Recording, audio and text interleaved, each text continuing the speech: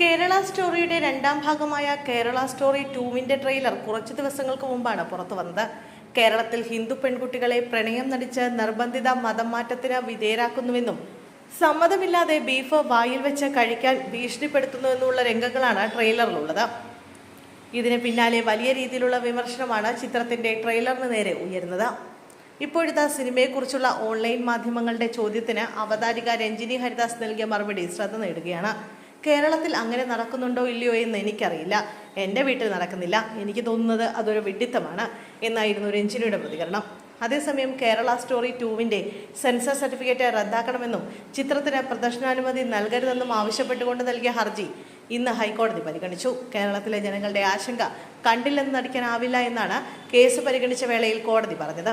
കാരണം സിനിമയുടെ പേര് തന്നെ കേരള സ്റ്റോറി എന്നാണെന്നും ട്രൂ സ്റ്റോറി എന്നും പറയുന്നു. അതുകൊണ്ട് തന്നെ സിനിമ കണ്ട ശേഷമായിരിക്കും അന്തിമവിധി. നാളെ ജഡ്ജി സിനിമ കാണും. ഉള്ളടക്കം എന്താണെന്ന് തിരിച്ചറിയാനാണ് നടപടിയെന്നും കോടതി പറഞ്ഞു.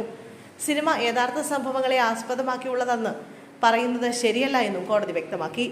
കേരളത്തിന്റെ പ്രതിച്ഛായയെ ബാധിക്കുമെന്നും കോടതി ചൂണ്ടിക്കാട്ടി. സിനിമ കേരളത്തെ അപകീർത്തിപ്പെടുത്തുന്നതാണെന്നും വർഗീയ ചേരിതിരിവുണ്ടാക്കാൻ ലക്ഷ്യമിട്ടുള്ളതാണെന്നും ആരോപിച്ച് കണ്ണൂർ ചിറ്റാരിപ്പറമ്പ് സ്വദേശി ശ്രീദേവ് നമ്പൂതിരിയാണ് ഹൈക്കോടതിയിൽ ഹർജി നൽകിയിട്ടുള്ളത്. വസ്തുതാവിരുദ്ധമായ കാര്യങ്ങൾ സിനിമയിലൂടെ പ്രചരിപ്പിക്കുന്നത് സംസ്ഥാനത്തിന്റെ പ്രതിച്ഛായയെ ബാധിക്കുമെന്നും ഹർജിയിൽ പറയുന്നു. ദ കേരള സ്റ്റോറി 2-ന്റെ ട്രെയിലർ പുറത്തുവന്നതിന് പിന്നാലെ സിനിമ വർഗീയ ധ്രുവീകരണത്തിന് കാരണമാകുമെന്ന് ചൂണ്ടിക്കാണിച്ചുകൊണ്ട് മുഖ്യമന്ത്രി പിണറായി വിജയൻ ഉൾപ്പെടെ പലരും രംഗത്തെത്തിയിരുന്നു.